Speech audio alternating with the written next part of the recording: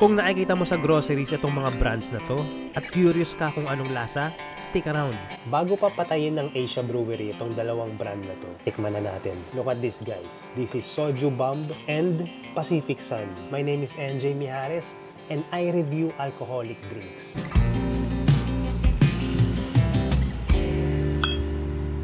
These two alcoholic drinks, they're made by Asia Brewery. It's the second largest beer maker or brewery dito sa atin sa Pilipinas. But they are the kind of brewery na very experimental.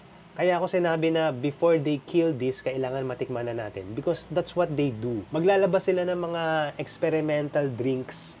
And then for about a year or 2 years, kapag hindi nag-click sa market, they will kill it off. Please.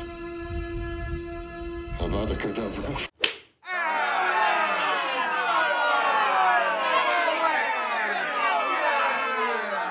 Some of those brands na ginawa ng Asia Brewery na pinatay na nila is Brew Kettle 6 or 7 years ago. They made this wheat-style beer. Medyo sumikat yung Brew Kettle. Maraming mga bars and restaurants na nag-carry ng Brew Kettle. But then after a couple of years or about 3 years, bumaba na rin ang benta. And then they realized that they cannot sustain that kind of brand. And then, pinatay na rin nila.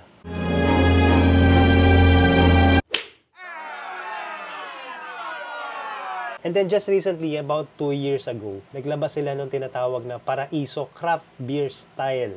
That's another experimental brand. They wanna see if they can get some of that market share ng mga craft beer drinkers. Right now, they still have it in the stores, in the shelves, pero napapansin ko, humihina na. Kumukonti na rin yung mga nakikerry ng Paraiso Style Beer. Also, yung Facebook page nila, nawala na rin yung marketing. They started nung 2023, ang lakas ng marketing niyan. Kumuha pa sila ng endorser. I think, if I'm not mistaken, it's Nadine Lustre. But after a year or so, they stopped supporting the marketing and the advertising of that. Feeling ko, papatayin na rin nila yan in the near future.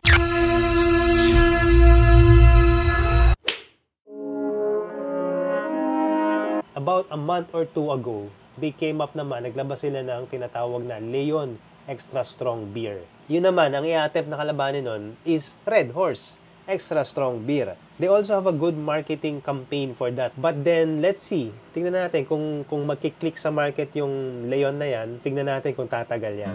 And then, just recently, ito nga, nakita ko to sa groceries. Soju Bomb, Pacific Sun, and then there's another one, hindi ko lang nabili. It's called Highball. These are the kinds of drinks na parang tinatawag na pre-mixed cocktails. Hard iced tea, hinahaluan ng alcohol, minsan vodka, minsan, I don't know, brandy or rum.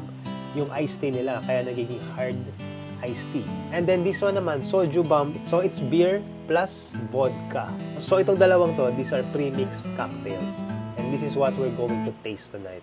Unahin natin itong soju. It's 6% alcohol by volume. So, medyo mataas siya, no? Kung ikukumpara mo to sa regular beers. The normal beers like, let's say, Pale Pilsen or San Mig Light, it's only 5.5% alcohol by volume. So, this one is 6%. The color is very faint. Parang siyang beer. Hindi siya golden, eh. Medyo parang reddish nga siya. Ang bango ng amoy niya, parang smells like rosé. Alam niyo yung Hoegaarden Rosé? It's a wheat beer, but it's kind of flowery ang amoy. Ganito yung amoy niya, parang rosé. Cheers, guys.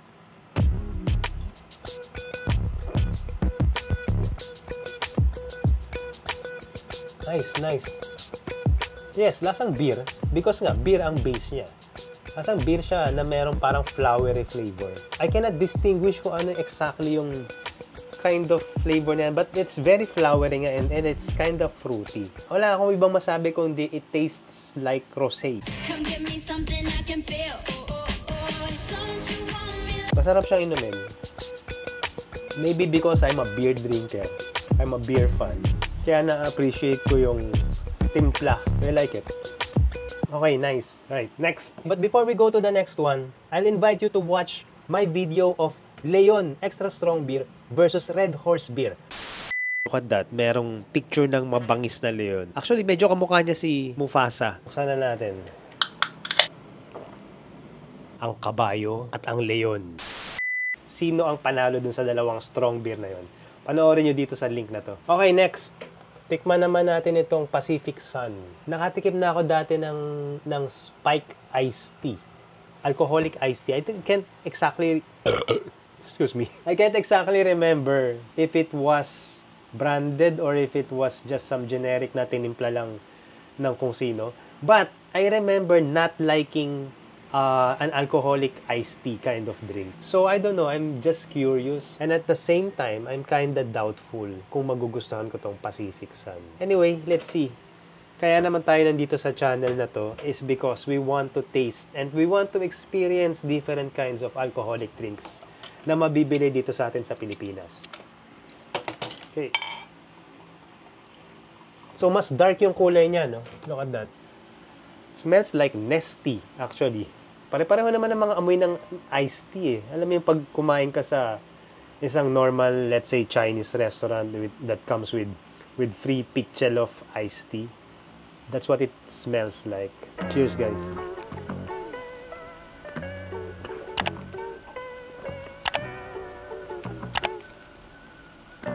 Okay. Yeah, it's very drinkable. Actually, hindi siya offensive. I don't remember why I didn't like the other iced tea na may alcohol na natikman ko. This is okay. Okay lang. It's very drinkable. I can't describe it. Hindi ko malalasahan yung alcohol or yung talim ng alcohol sa lalamunan. But it's also 6%, ah. Look at that. Kasing taas niya ng alcohol content yung soju. But this one, I can't taste the alcohol at all.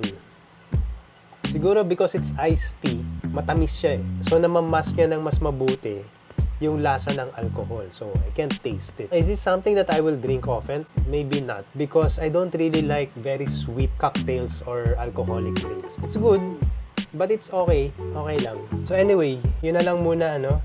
Dalawang pre-mixed alcoholic cocktails na gawa ng Asia Brewery. Let's see, only time will tell kung papatok ba to sa masa, kung bibilin ba yan, kung tatagal ba to sa market, or maybe after a year or so, magdi-disappear din yan. Let's see, we don't know. But for now, I'm just glad there's a company na gumagawa ng mga experimental drinks like this dito sa atin sa Pilipinas. Maybe, baka naman magustuhan to ng mga Pinoy. Tayo mga Pinoy, may hilig tayo sa mga matatamis na cocktails. And it's very affordable, ah. These 2 bottles, I don't know, if I'm not mistaken, I bought this for only 45 pesos each. So, mura siya. Kung ikukumpara mo dun sa mga imported na pre-mixed cocktail na available dito sa Pilipinas. It's very affordable. And it's something new. I think magiging curious yung mga bata na inumin yan or tikman yan.